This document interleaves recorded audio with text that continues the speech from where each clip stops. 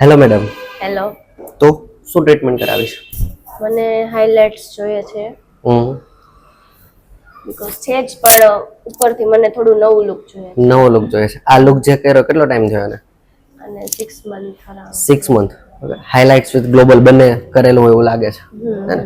અત્યારે કેવો કલર કરવો છે? અત્યારે મને લુક ચેન્જમાં થોડું એશ પર જવું છે. હા. ફ્રન્ટ થી દેખાય, હમ ઉપરથી બી બધી રીતે દેખાય. ઇમેજિન કર્યું છે એશ તમારા પર કેવો લાગશે? નહીં, સારો લાગશે? White hair? એકદમ એશ નહીં, મતલબ નોર્મલ થોડું વાઇબ્રન્ટ થાય ને એ રીતે. ઓકે. તો એશ કરતા છે ને અત્યારે જે કલર છે એના કરતા આપણે થોડો લાઇટ કરીએ. ઓકે. બ્લોન્ડ પર યા એશ બ્લોન્ડ પર આપણે જઈએ.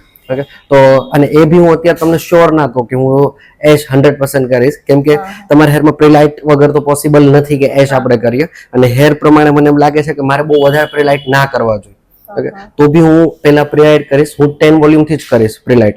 ઓકે. તમે હેર ડ્રેસર છો પોતે, એટલે તમને વોલ્યુમ સાથે વાત કરું છું. 10 વોલ્યુમ થી કરીશ. જેટલું લાઇટ થશે એ હિસાબથી આપણે ડિસાઈડ કરશું કે તમારા પર કયો શેડ કરવો. ઓકે. હું બધું તમારા પર છોડી દઉં.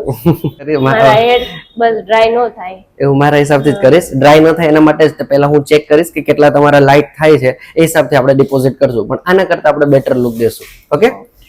ચલીએ. આ તમારો એશ બ્લોન્ડ લુક કેવો લાગ્યો? લુક તમને? ફાઇનલી 3 years પછી મારું ડ્રીમ પૂરું થયું છે. અમારો ડ્રીમ લુક છે તમારો ને લગભગ આ છે ને ઘણા બધાનો ડ્રીમ લુક છે, પણ બધામાં પોસિબલ નહોતું. તમારામાં પોસિબલ થઈ ગયું આ હેર, કેમ કે તમારા હેર એવા સારા હતા કે એટલું પ્રીલાઇટિંગ આપણે કરી શક્યા અને ડિપોઝિટ કર્યો. Thank you so much. બહુ તમારા પર ફાઇન સૂટ લાગે બી છે. થાય છે સારો એવો. ઓકે. હેપી?